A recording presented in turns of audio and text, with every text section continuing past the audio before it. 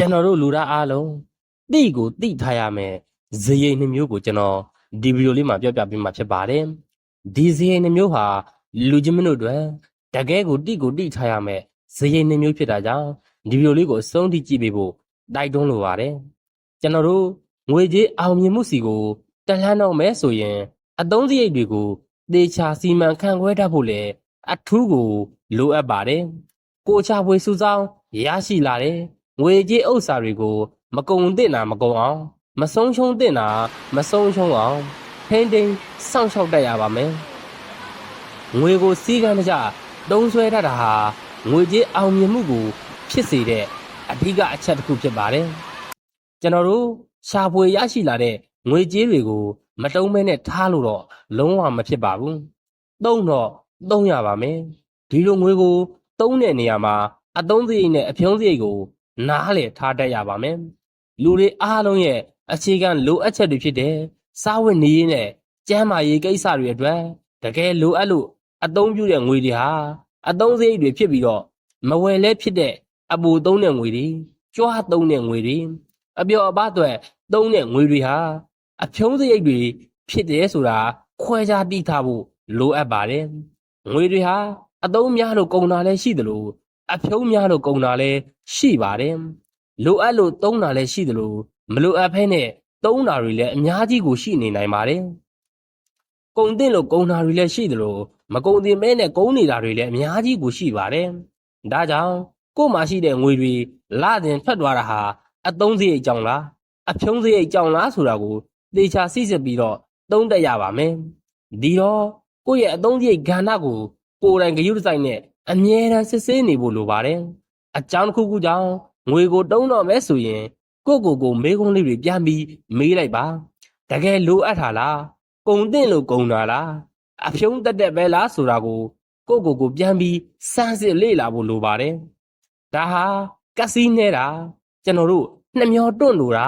ငွေကိုချစ်ကုပ်ပြီးတော့ငွေကိုချစ်ကုပ်လွန်သားလို့ထင်ကောင်းထင်မှာပါပဲဒါပေမဲ့အဲ့ဒီလိုမဟုတ်ပါဘူး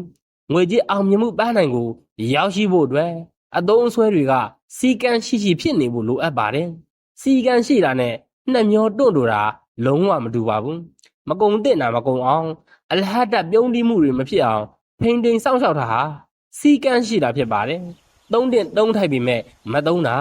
ပေးတင်ပေးထိုက်ပေမဲ့မပေးတာအမှန်တကယ်လိုအပ်ပါလျက်နဲ့ချစ်ကုပ်စီစစ်လွန်းတာကြတော့ကတ်ဆေးနေတာဖြစ်သွားပါပြီ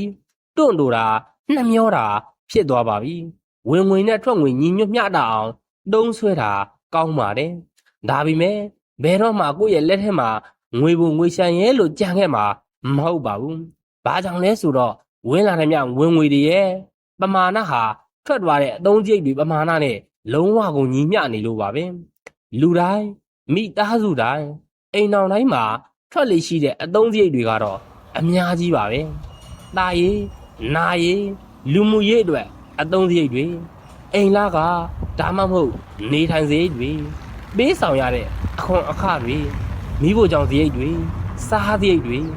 ကျန်းမာရေးအတွက်အသုံးစရိတ်တွေပျော်ရွှင်မှုနဲ့အပန်းဖြေမှုအတွက်သုံးတဲ့ငွေတွေဖြုံးတဲ့ငွေတွေဈေးကြီးတဲ့စားတောက်ဆိုင်ကော်ဖီဆိုင်တွေမှာသုံးတဲ့ငွေတွေကွန်းရဆက်လေလက်ဖက်ရည်စတဲ့အသုံးစရိတ်တွေကျောင်းတင်တန်းစတဲ့ပညာရေးအတွက်သုံးတဲ့ငွေတွေအဝတ်အထည်နဲ့အိမ်အောင်ပရိဘောဂပစ္စည်းဝယ်ယူမှုတွေဇိမ်ငံပစ္စည်းတွေနဲ့အပိုပစ္စည်းတွေအရန်မူရစေဝါ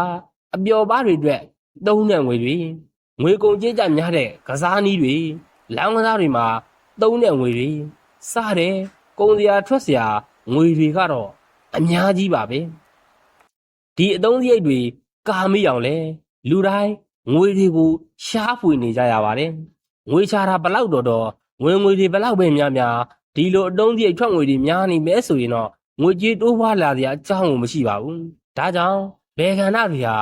ကိုယ့်အတွက်တကယ်လိုအပ်တဲ့အသုံးစရိတ်တွေလဲချော့ချရမယ်အသုံးစရိတ်တွေကဘာတွေလဲဘယ်ကဏ္ဍအတွက်ဘလောက်ငွေကိုပဲသုံးမယ်စတဲ့အရာတွေစီစဉ်ထားဖို့လိုပါတယ်အကြံပေးလိုတာကတော့အသုံးစရိတ်တွေကိုမှတ်တမ်းတင်ထားပါအကြောင်းတစ်ခုခုကြောင့်ငွေကိုသုံးလိုက်ရရင်အသုံးစရိတ်မှတ်တမ်းထဲမှာထည့်သွင်းထားပါ လာကုန်ရင်အသုံးစရိတ်စရင်ချုပ်လိုက်ပါပြန်ပြီးတော့စစ်ဆေးပါ